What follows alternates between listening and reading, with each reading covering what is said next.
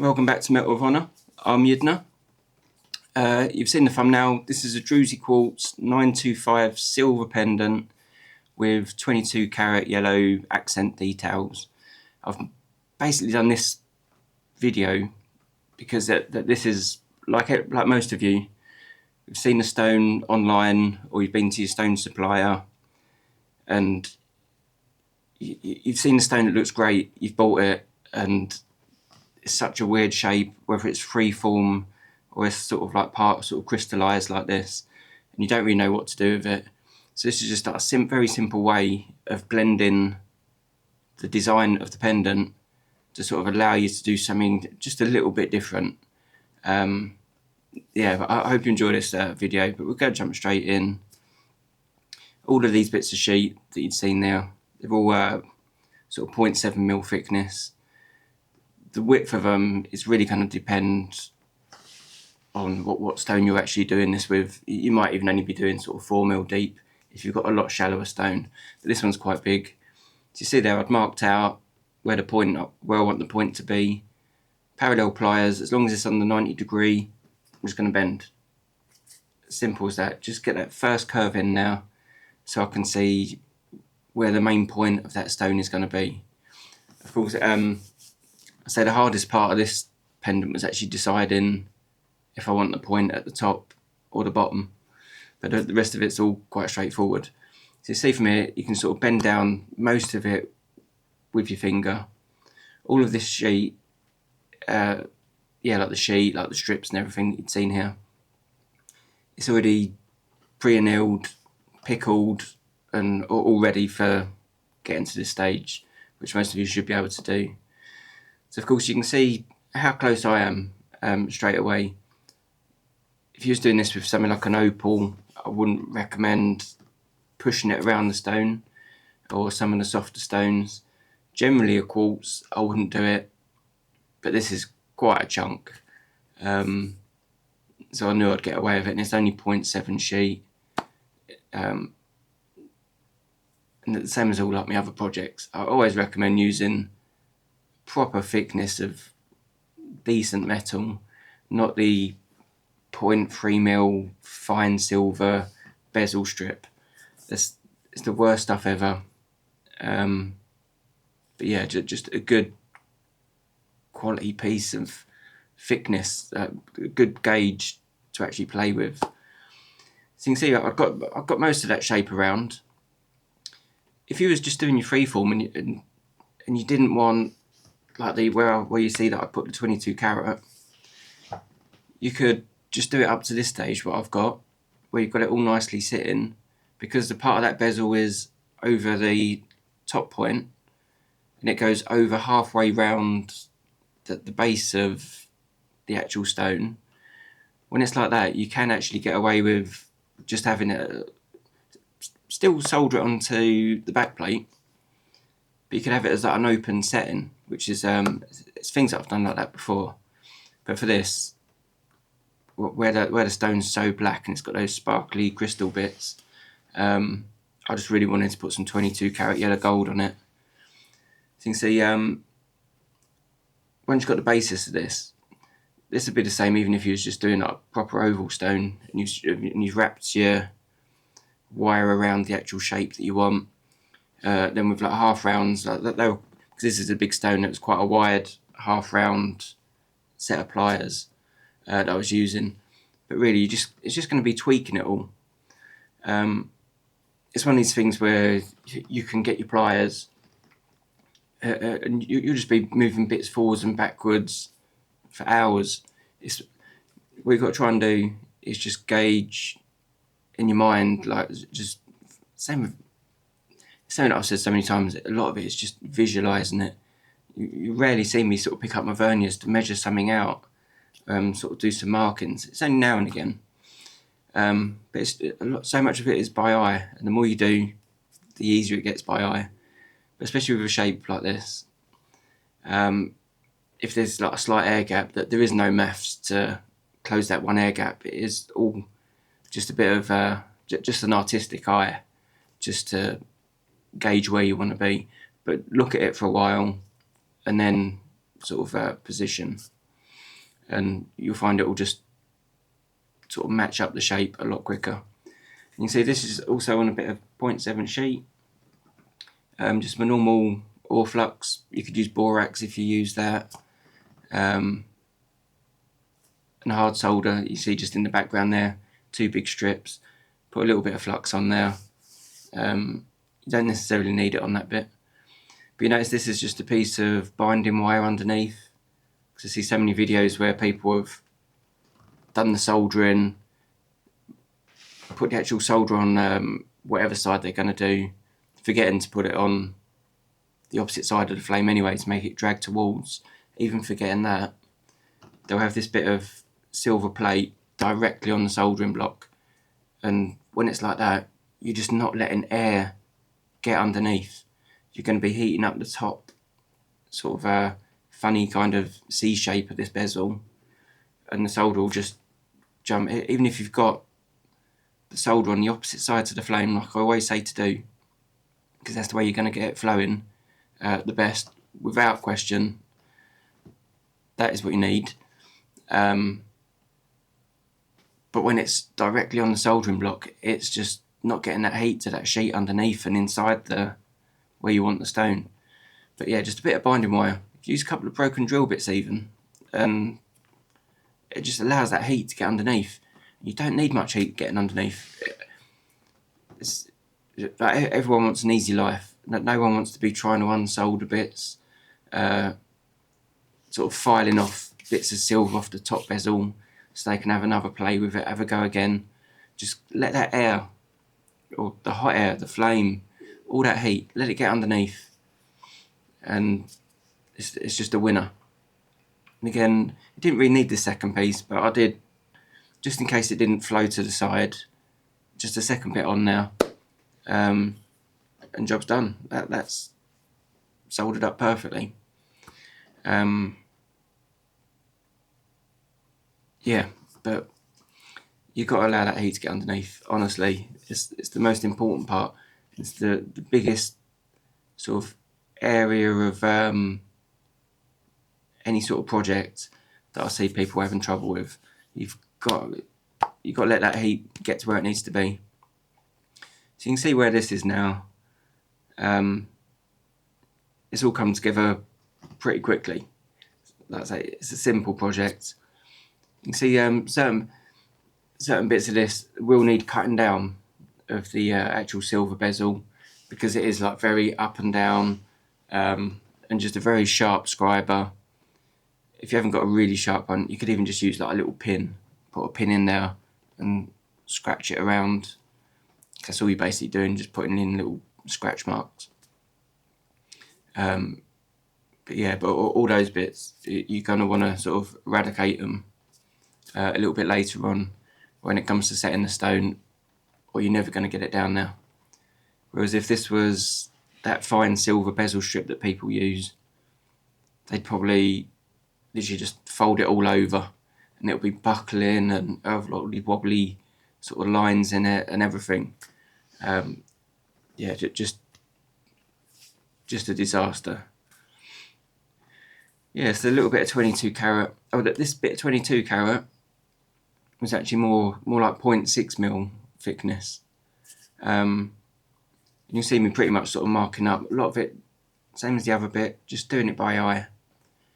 For when it comes to the curve, for what's actually going to sit in that little gap that I want it to sit. Yeah, just a lot by eye. If in doubt, cut it a little bit too big and spend, so that when you've put the curve in, you spend more time maybe just having to file down a little piece at a time. Because you'll notice that those bits of the actual gap, there's sort of like the invisible gap where the 22 will sit, it's almost like a keystone.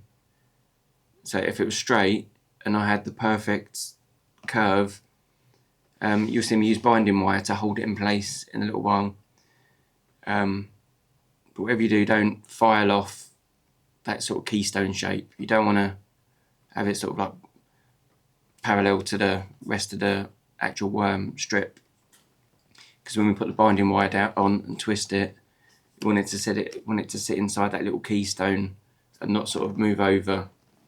If it did that, you'd end up having to sort of burr bits out just to get the stone to sit in again. I say, as you can imagine, even if you left it as it is now, cutting out the outside and just setting part of it and having all the crystallised bit all sort of like flowing into nothing would work as well. There's a few bits of this footage that did go a little bit blurry, so yeah, apologies for that. I'm not sure why it didn't want to focus. Yeah, so this is the part where I say, like, you could mark it sort of 0.3, 0.4 longer than you think you need. Whereas for me, I know where that's going to sit. I say it's just all about just having that sort of it's just that spatial awareness and just a good imagination.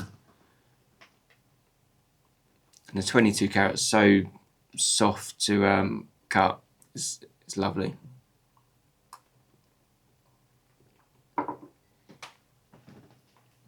If you haven't worked with the 22 carat, maybe leave this project for a little bit longer.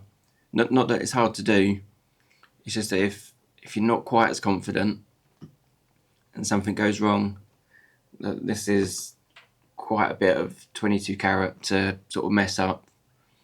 And of course, if it doesn't solder right and solder jumps up onto it, you've got to file all that solder away if you wanted to use it for a different project, if you wanted to give up, or anything like that. But yeah, you could start with a slightly easier project. But I'm hoping a lot of these videos, like the way, just the format of them, will give people more confidence to try other things or similar things to what they're doing already, but just have a slightly nicer outcome for the whole thing.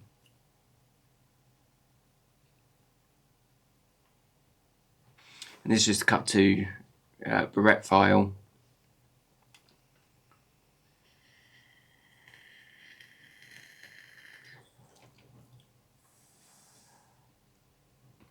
See for me now. And again, not really going to need to buff the sides of all these. Even that very first strip, you see people maybe even pre-polish that before they bend it. The main bit of silver around the actual quartz or the main stone. But so much, you end up firing it so many times. You just save a lot of the buffing till the end. It's not like you're making this out of platinum and you want as much of it to be shiny early on as possible. And again, because this isn't, if you were sort of like rigging up this sort of binding wire to do something a bit more delicate, something that has to be a little bit more accurate, I'd put loops in a lot of this binding wire. So it sort of goes along, loops around, goes along, loops. So when you wrap it around, you can just do twists. The main twist at the top, which you will see me do, like now, to lock it up. Then the rest of it, you can, where you've done like the little loops sort of beforehand in the binding wire, you can just tighten them up, almost like you sort of like tighten up a screw. But where I know this is sitting in a keystone, it doesn't have to be that tight.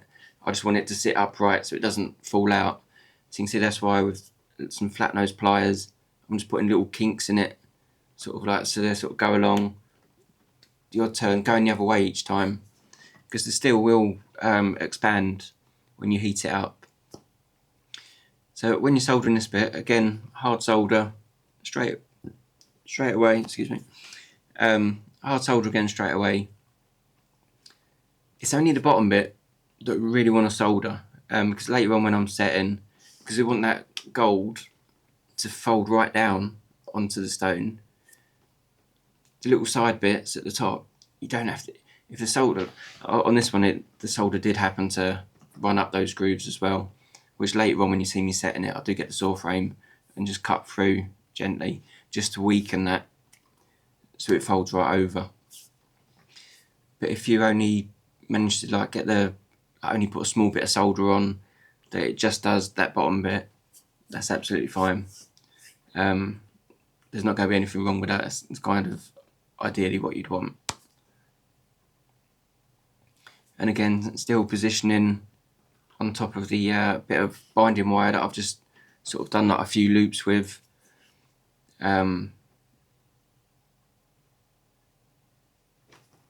Just to get the heat underneath. Sorry. So I got up early this morning and still haven't eaten, still haven't had breakfast. It's literally nicotine and fluids. I've not even had a coffee yet. Yeah, I don't normally function without a coffee. But today I just wanted to get straight on and do this so I can get it on tonight, hopefully, this one. So you see that's soldered absolutely fine. You see the top left bit of this now, of the gold, hasn't soldered right through, but the other side did solder all the way up. So just on the flat top of your peg, it's going to sort of close-ish to this. If I'm doing things like nameplates or something that's got to be a bit more accurate, generally I'll go a little bit slower and get as close to that line as possible, tilting the saw blade, and every so often sort of putting it upright, and then sort of tilting again, sort of just getting as close to possible, close to the line as possible, or to a border of some kind, so that there's less filing. Whereas this, it's going to be a cut 0 half round hand file that's literally just going to tear straight into that last little bit, and it's not going to be long. So you can see I'd cut this bit. It wasn't till I actually come to doing the editing, of actually putting this all on the timeline and all that sort of thing, I actually cut around this part and then realised that I'd left the other corner off. So the opposite corner to this bit that I'm cutting now, I actually, I don't know if I didn't turn the camera on or I just stopped it too early. I'm not sure what happened, but yeah, I didn't actually video cutting off the other corner. But you've only missed 5-10 seconds or something. It's not much that you've actually missed. See? So now all them corners are off. So yeah, I don't know what happened with that little bit of footage. I don't even remember turning the camera off on that. Yeah, so just a cut 0 half round. For these files, I don't use the certain companies' own budget ones. I always use like the velour files for these. All my hand files are the same brand. And I don't think I've used any other big hand files of other brands, I don't think. So again, on this corner, just going to keep everything rolling. Just keep that flow. Keep it shifting, keep it moving. Don't have to worry about like the outside too much of it, sort of like to take off any fire stain yet. We just want to get the main basic bit down, because you remember at the beginning there's like the little 1.5mm jump ring that's about 5mm wide, sort of diameter, but out of like 1.5mm wire. There's things like that people have either pre-bought or like that one. I've just got it as a part of my prepping sort of process, because I found that especially with like a lot of my tutorials that are nearly like an hour long,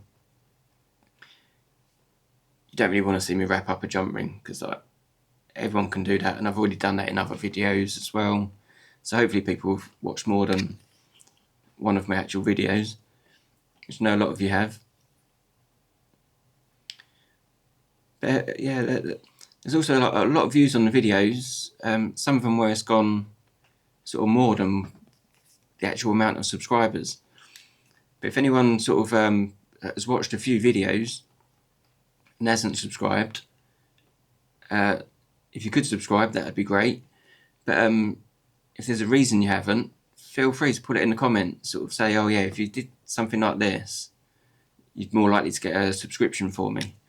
you know, just in case there's anything that I'm missing that sort of needs to go on some things. So hopefully for next week, I'll try and do 2 videos again, but I will be doing at last a claw setting for an engagement ring, whether it's just going to be a single stone at this stage, or whether I will sort of adapt it and sort of maybe do it into a 3 stone. But yeah, that will be next week with a green sapphire, and hopefully an engraving sort of tutorial. Maybe I'll sort of make a quick, like one of my 3D sort of looking shapes. I'll sort of put a top loop on one of them, make them into one of them into a basic pendant, and just so I can do like a really like informative sort of concise engraving tutorial. Just show you some real basics that as soon as you master 3 or 4 or 5 different cuts and angles, you'll be able to do a whole range of stuff, and it will get you out of a lot of trouble, and it will help you sort of vary up your work as well. Then the week after, I've got a cluster ring sort of coming up that I'll be doing. That one probably won't be a tutorial because I'm going to be on a bit of a time scale for making that. So I'll probably sort of put the camera on, record all of it, and just sort of edit what I can, what has sort of come out sharp. And so that'll be more like a sort of 10-15 minute sort of video. It really depends on time scale. So that'll be, whereas a lot of these have been like how-to videos, those videos at the top will literally be like watch me making things. But you probably, there you go. So that top bowl loop there, just with a cut to 20cm round needle file, just to put that little groove in, just to sort of get that so it sits nice. And rigging this up, you notice I didn't even solder the jump ring, so I'm just going to do it so it's all in one go. You see there's like the 3 main pins at the front, around the pendant loop or pendant bowl, depending on what you call it. The one at the back, then the very last pin to go in is the one that's on the left, what you can see now, but that's at an angle, because by doing that one at the angle, it helps push the pendant towards the jump ring. Because while actually setting this up, you'll notice like your little jump ring where it's got the flat side that you want, well, obviously know which way you want that pointing, it will sort of tilt and stuff. But it's when you put that final pin in at an angle, it'll all sort of correct itself. And again, hard solder one side, flame from the other. It's all gonna sort of draw in towards each other.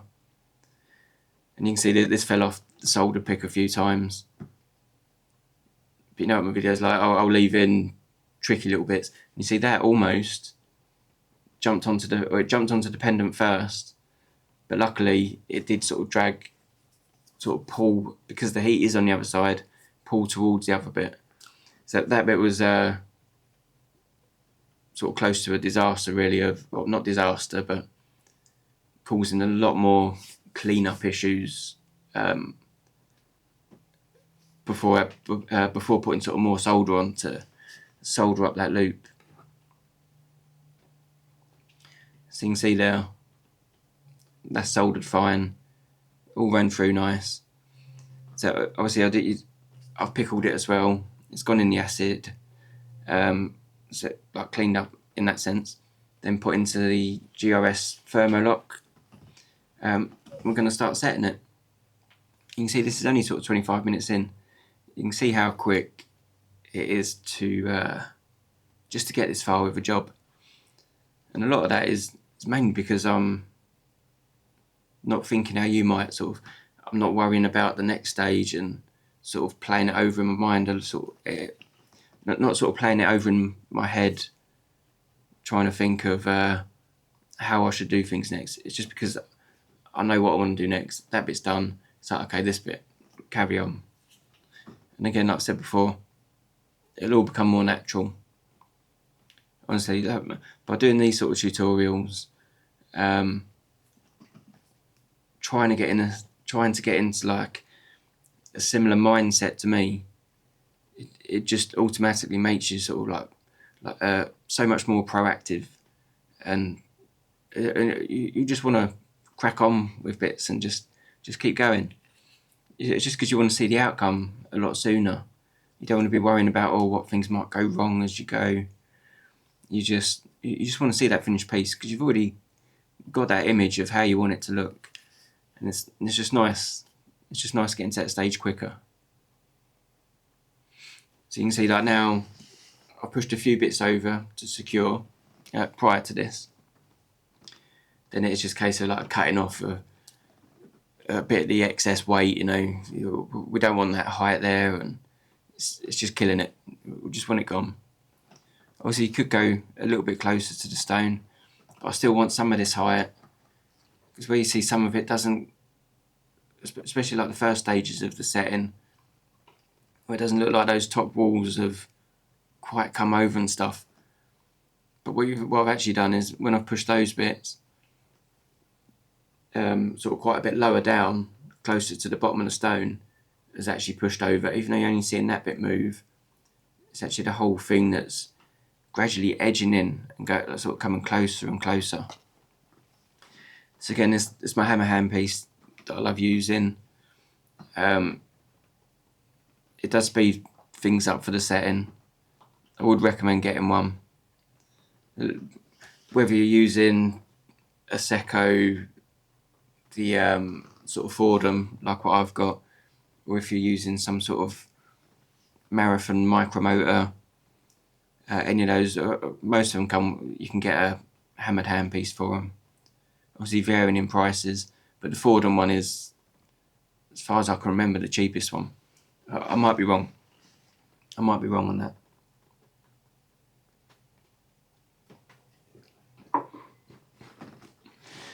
So this is like the bit I said where it only looks like the top bit's going over, but actually at the base of that piece of metal is pushing as well.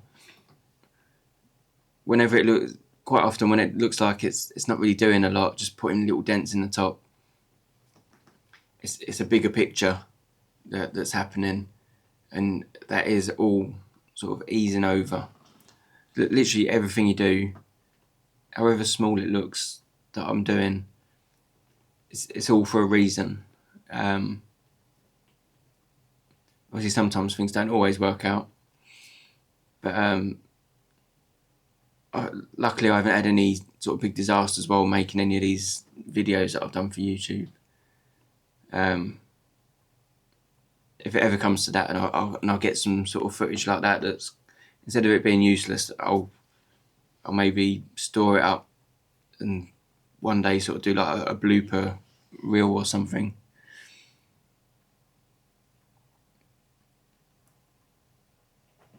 Yeah, there's a few bits as well on the footage where it sort of goes blurry, or there's a couple of bits where it sort of goes off screen a little bit, but it's but I felt like I needed to keep the footage in just to show you, just so you're not missing out on certain bits. You can see what is happening still, even though it might be gone a little bit blurry. So again, the same as how you've seen on a lot of my other sort of pushover, rub over setting videos, quite soon I'll start sort of taking a file to it as well. So it's not going to look like this forever. Just in case this is like the first one of my videos that you've seen. And at the end of this as well, when I sort of start to wrap things up a little bit for the end of the video, so we're about halfway through now, when all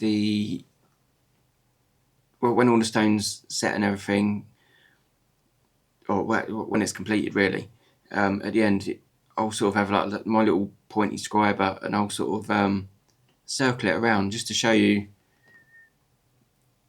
like my main reason for doing the 22 carat as a different colour, and and exactly why I've done it up to like sort of like my start and stop, like the end to end bit of that gold, for getting like that sort of crystallized look in it, just so that the stone shape, like the design of the stone, flows naturally into the actual metalwork as well.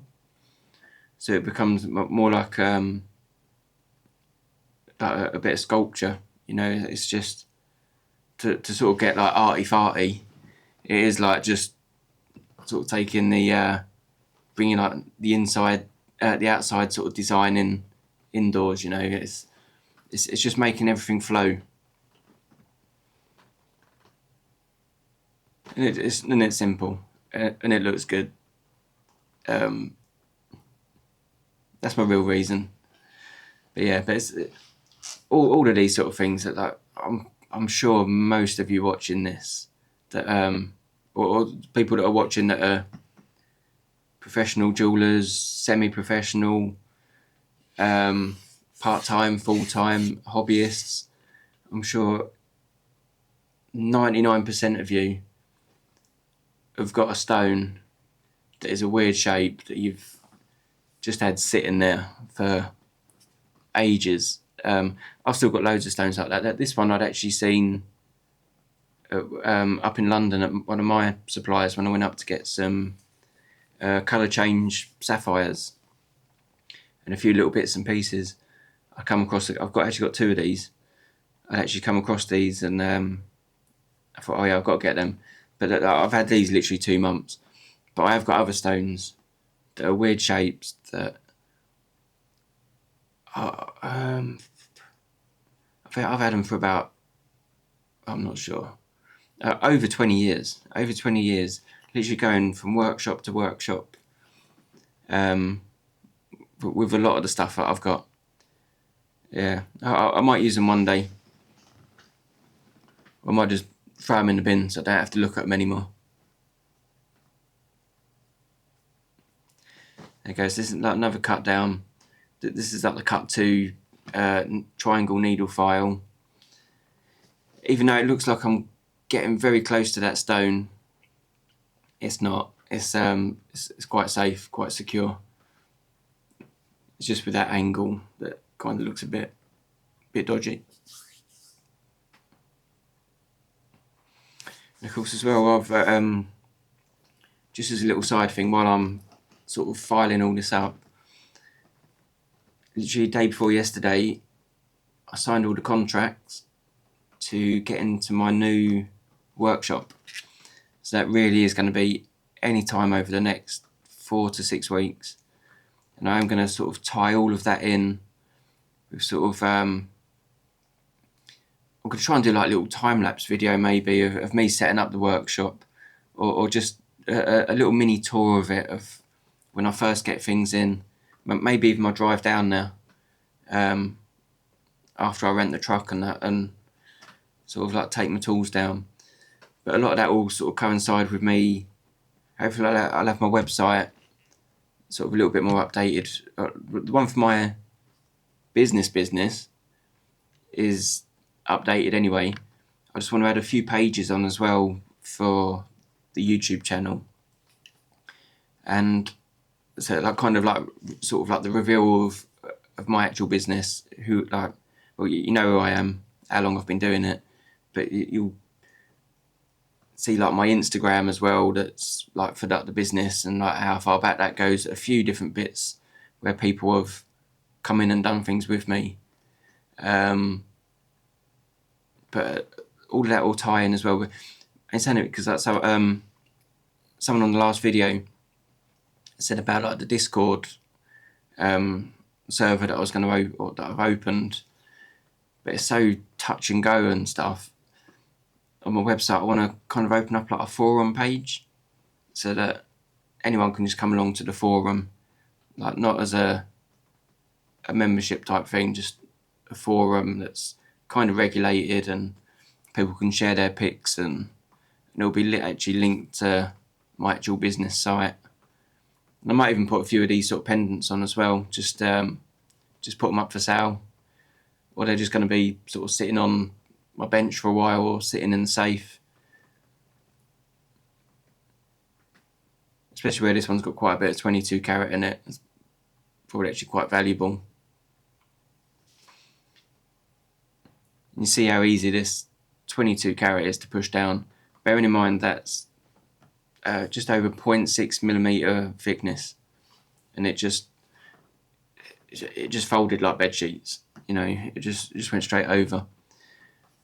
And unlike other videos where I'll try and keep things smooth, keep it clean, as you've seen from the thumbnail, that this is staying quite rough, quite speckly, and really wanting that sort of texture in there, you know.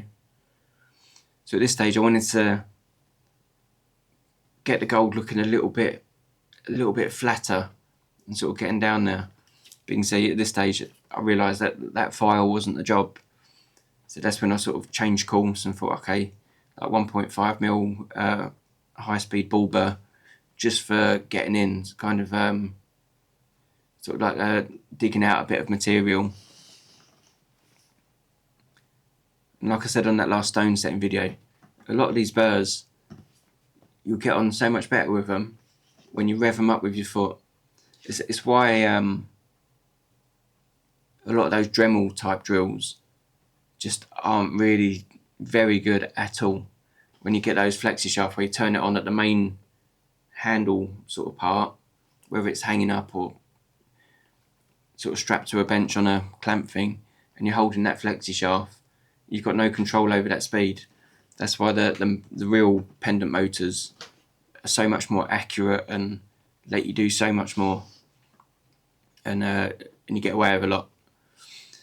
But yeah, you can see this. I've wanted to, so I've kind of taken out a cavity all the way down, sort of put a ripple effect, but now I can get back on with the tools and kind of put extra sort of like recesses in it and just get that shape over. And again, you could do this by hand. If you was doing this bit by hand, if you haven't got a hammer piece,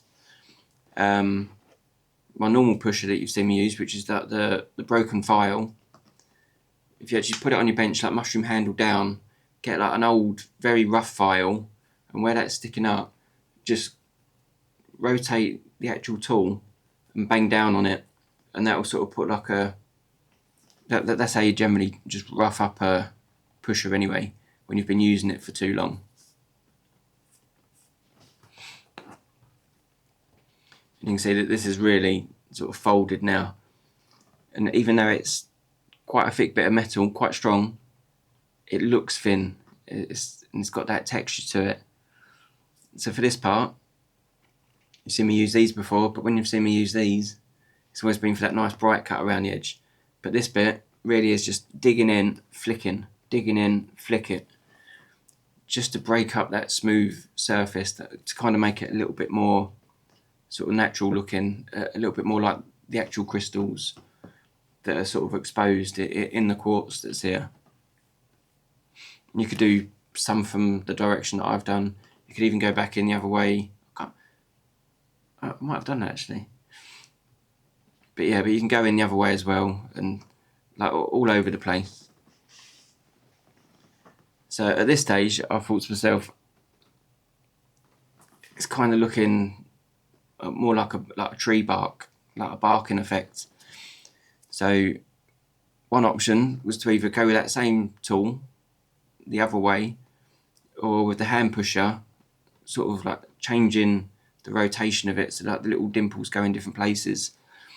It's one option, but as you can see, I've just used my air graver with like a little pointy scriber thing in it, just like this, and it's literally just like jackhammering in, just very gently, just that sort of like sort of going along, you know, and that's also giving it that little sort of frosted look, which always sort of comes out quite nice.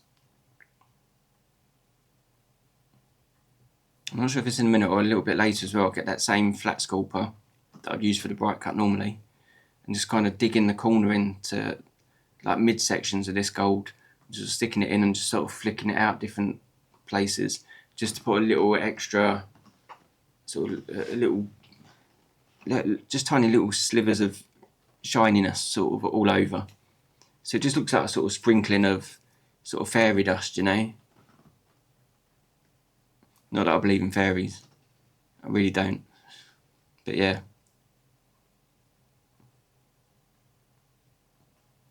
Okay, so like we've gotten to this bit because I wanted to be a little bit more accurate with the top wall before sort of going down a bit further.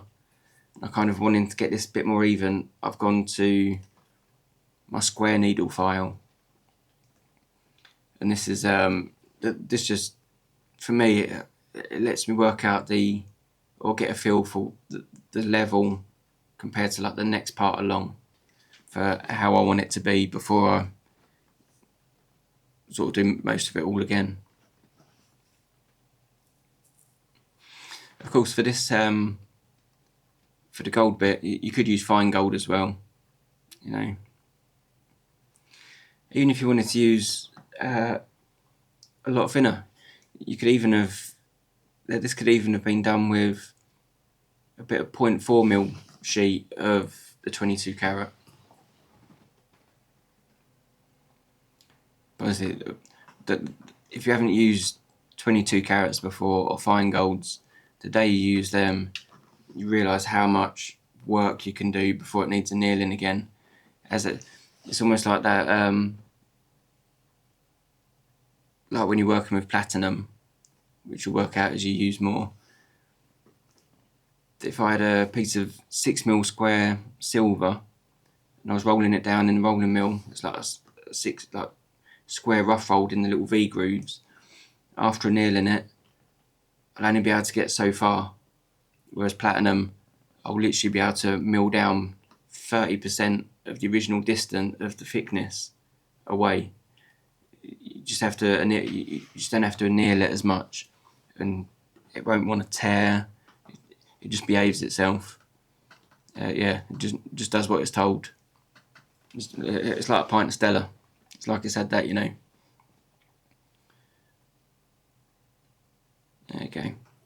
So a lot of that bit now is down to the level I want, especially with the final hammering.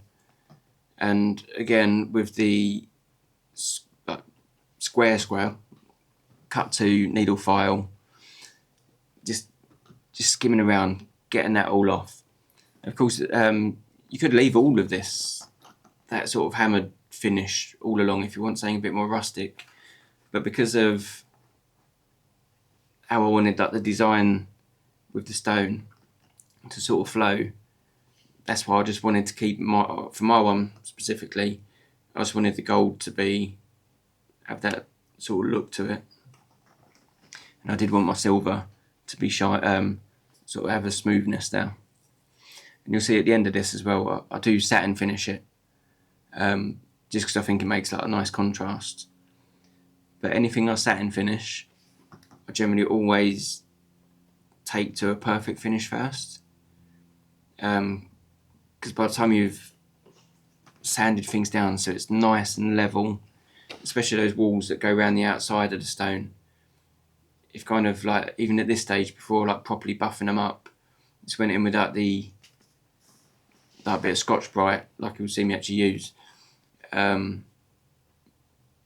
you still see like little flecks of fire stain probably if you went straight in with that, and it just doesn't have a nice even surface. It just doesn't look like uniform, you know. So again, do a little bit of cut bright here, or bright cut, whichever way around you want to say it. Both are said.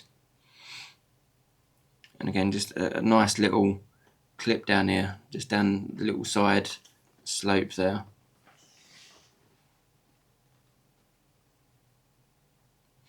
Yeah, you'll have to let me know if I was right on my prediction.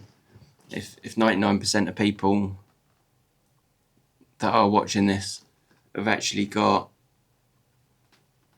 at least one stone, maybe even 20 or something, but at least one stone that they've had sitting there for ages and just never been that motivated to use. Either not motivated, don't want to make anything out of it, or I don't know. But yeah, Yeah, you'll have to let me know. I'd love to know if my prediction's right, because I'm sure everyone's been through that. Oh, that looks cool, I'm going to buy it. They're not really realise what they're going to do with it. Okay, so bright candle around this bit here.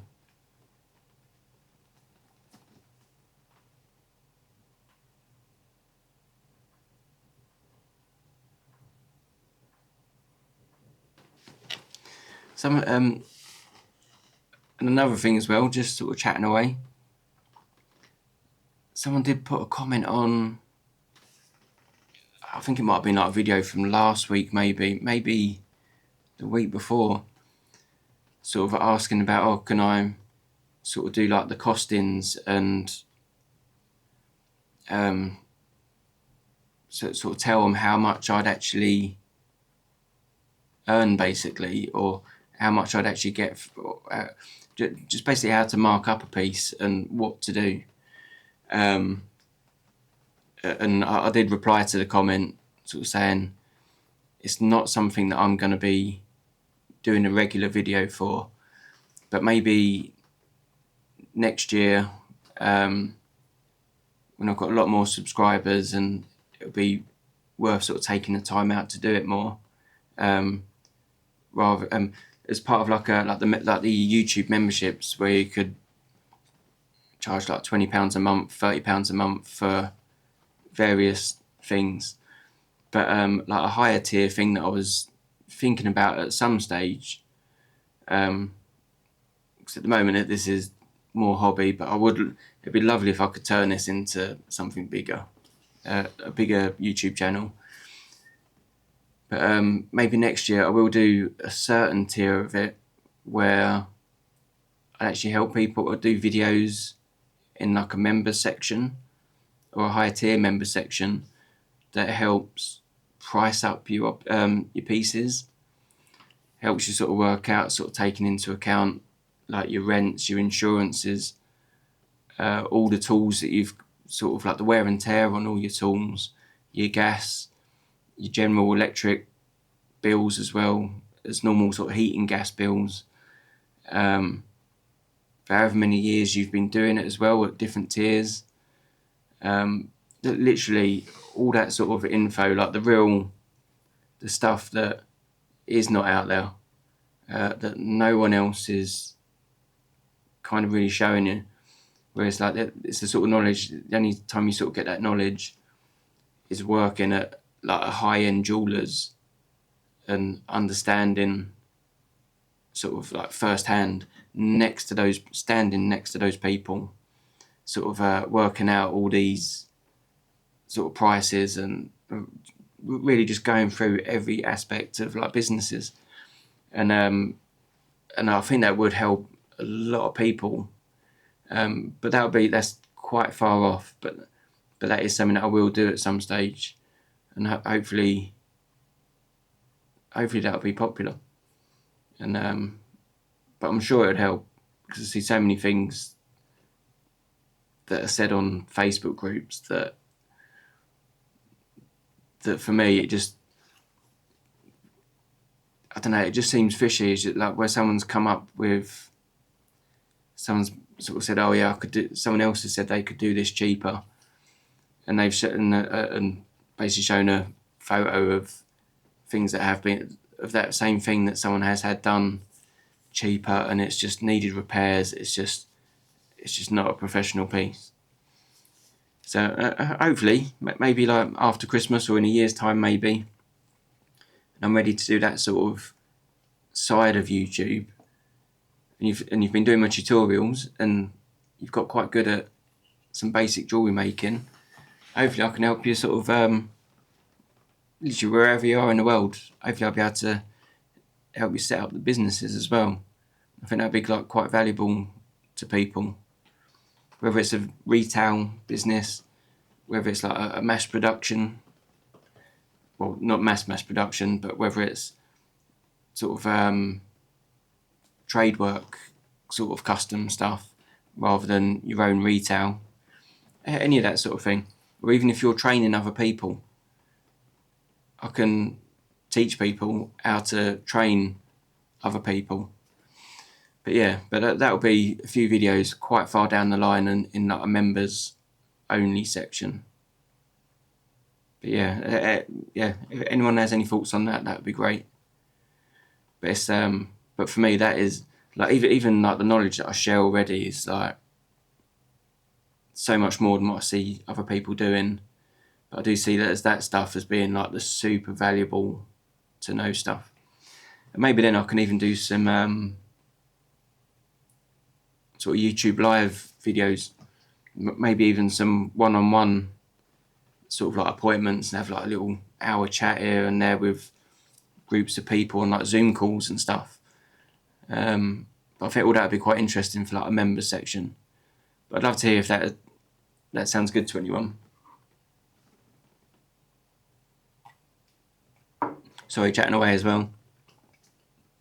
As you've probably been watching, just a 400 buff stick all the way around, getting in all those parts, apart from the top speckly part of the 22 carat.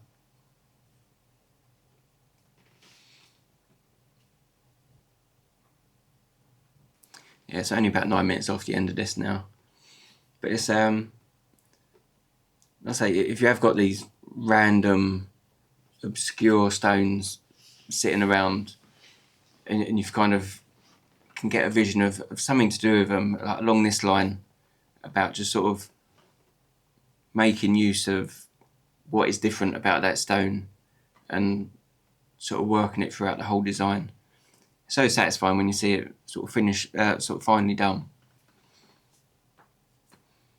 And like a lot of you that have like watching have actually that are jewelers and that have made things at whatever level, you'll know what it's like for just having a random pile of like metal types or stones or something sitting on your bench, and then getting to the end, actually holding that final product, and you just know how chuffed you are because like it's literally what you've just made. And yeah, it's just that nice satisfying feeling which a lot of people just don't get with certain jobs. If you can do jewellery full time and it is a passion, like making stuff, like a bit of metal work, and especially like for yourself, making things how you want to make them, it's almost like getting, like, I mean, like for like my business, it's not like you get paid a fortune for this, especially on a small little channel. But yeah, for like my more like sort of thinking about the main business, for that part, sorry. But I got sidetracked then, and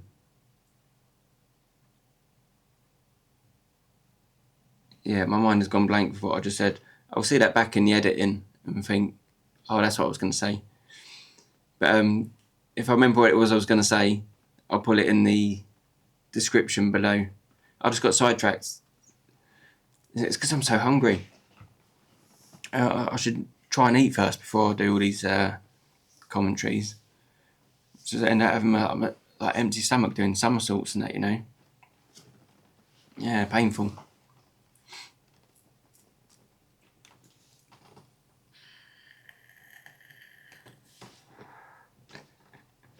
If I didn't have my nicotine, I'd completely lose the plot by now. And I wouldn't even got this far in the video.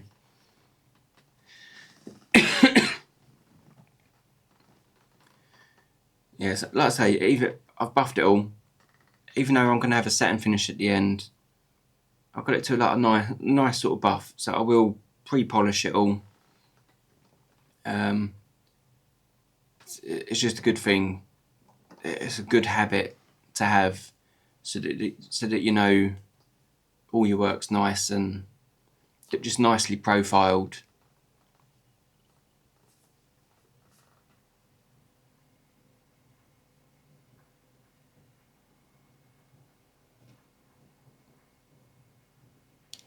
Yeah, so again, generally just polishing with one of my little homemade felts that you've seen me use dozens of times now. Couldn't be without them. But yeah, go and watch that video if you haven't seen how I trim up don't make the felts from scratch, but how I trim them. And I'm pretty sure it's that video or the video before where someone asked that where I get them from. I've actually put a link for the actual products. I think it was actually in that video, in one of the comments there somewhere. There's not loads of comments, but you should be able to find it quite easy. Again, just generally with pre-polish, because it is going to be satin finished. That's how I go through and polish it nicely. I do only go to the pre-polish stage. I don't go to like my green Dialux. This is like the brown Dialux, which comes in. It comes in the orange packet, but it's actually brown inside. Go figure. I'm not sure why I do that, but maybe it's a really super dark orange, but it's brown. I'll call it brown. Yeah, there you go. And again, just on the gold here, same. When I do the edge of this, you'll notice me do it, but I will do the like a very directional straight finish, and that's why all like that pre-polishing beforehand just makes it all look more exact. Whereas if you go directional polish without, it all looks a little bit sort of like wobbly in bits, and it just has like extra contours that are just not needed. So at this stage I realised that it did need a little bit extra sort of frosting on there with the normal stippling. And again, starting off the directional finish, just a 400 grit homemade buff stick. Now it's actually quite a good view of my buff sticks. Some people just wrap the paper around their wooden stick and use it like that, whereas my one, I have my sheet of emery paper, put my stick on, and I use like something sharp, like an old tool, and I do a gentle score line, then fold it up, gentle score, fold it, just so that by the time you've got sort of multiple wraps around it, it's only one sheet, but when it's like wrapped sort of multiple rollovers, it all comes out quite crisp. It's just a look I like, and it just becomes so much handier for actually doing accurate stuff on the rings as well. Even for sanding the sides of wedding rings, you know, it just keeps it nice. Just keeps you going. But yeah, almost about to wrap it up now anyway. But yeah, any comments about all the things we've sort of been chatting about on this? Everything from if you have got like random stones, so I'd love to have my predictions right. Yeah, if you've got random stones, what was the other thing? Also, if you've how that membership sort of area feels at some stage. If people think a membership area for not just hearsay Facebook how to price things or what you should be charging, an actual professional business like membership section where we really go through stuff and doing one-to-one videos and video chats and all that sort of thing. I'd love to know an opinion on that. Again, this is part, like I said I was going to do earlier, you see me sharpen the tool there as well, same as how I sharpen the tool in the tool sharpening video. God, it's all tongue twisters today. And again, just poking on little bits, flicking out, down, flick, different angles, go from different directions. Yeah, but let me know what you think of the pendant as well. Personally, I think it's a great use of this sort of stone. I enjoyed making this one as well because, as I say, got that stone out of the way as well. Sort of like, yeah, have something in your mind that you want to make for a specific stone that you got to sit in now. Even though this one hasn't been there this long. But yeah, but it's nice to see it finish, and it's just like a pleasure just to use a bit of 22 carat now and again. Because like what I do day to day is so much platinum work, and it's my favourite to work with. I love using the platinum, but yeah, it's nice to do a bit of 22 now and again. Yeah, so that's like the outcome there. Like some bits you could rough off a bit more if you wanted it. You could polish the whole thing. Even if you actually polish, yeah, so this scriber line now, where I'm aiming down, which is quite obvious, it's really showing you where the main thought process has come from for getting all this section done like that. But yeah, I hope you enjoyed the video. Literally leaving it there. Please do comment with answers to all those questions. Done quite a bit of chatting today. Hopefully going to do 2 videos for you next week. Gonna leave it there because I am starving. Take care.